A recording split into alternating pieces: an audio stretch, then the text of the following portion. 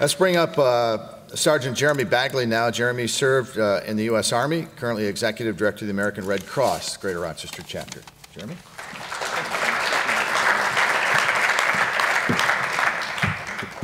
Good morning. Real honor to be here this morning.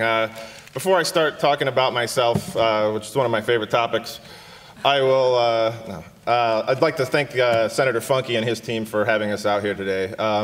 We're going to talk a lot about service after being in the military, but I think the Senator is a great example of somebody who had a great career, didn't need to be doing what he is doing now, but really believes in the people in this community and decided to give his time back to bring great things and great leadership to our community. So, round of applause for Senator Funke, please.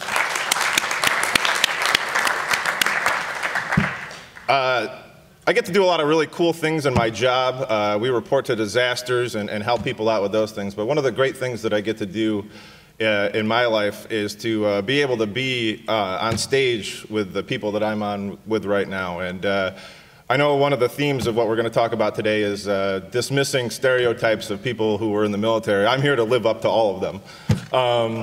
I'm not particularly smart, I'm not very good looking, and my accomplishments are mediocre, but the folks that are on this stage right now are an incredible group of people. Laura is only in her mid-30s and has accomplished more than people do in 100 years. John White is a genuine American hero. If you don't know what a Silver Star is, it's the third highest award for valor. So how about a nice round of applause for John?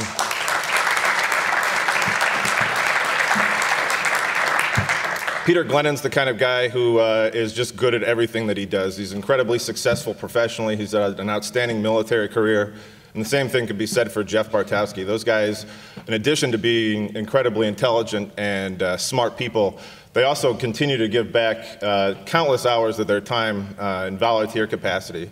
And I guess if I want to talk about anything, that's what I want to talk about, is that regardless of whatever you do, if there's 100 of you in this room right now, historically, about 7 of you will consider and join the military. And of those 7, maybe 1 or 2 of you might get deployed to a war zone, even though all 7 of you will probably tell everybody you were. And you'll come back and you'll have a great path ahead of you. You'll be able to go to college for a relatively low amount of money, if not for free.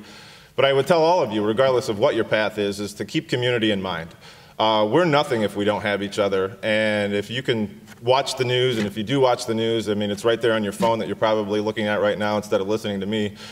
It's imperative as a species that we come together and do not just for ourselves, but for each other. And you can see it right here in our community. The difference between the school and the education and the experiences that you are having right now differ greatly from people who only live 7 or 8 miles away. And their experiences might as well be 1,000,000 miles away. So as future leaders, I think you have an obligation, as we all do, to give back, do great for yourself, do amazing things for your family and your friends.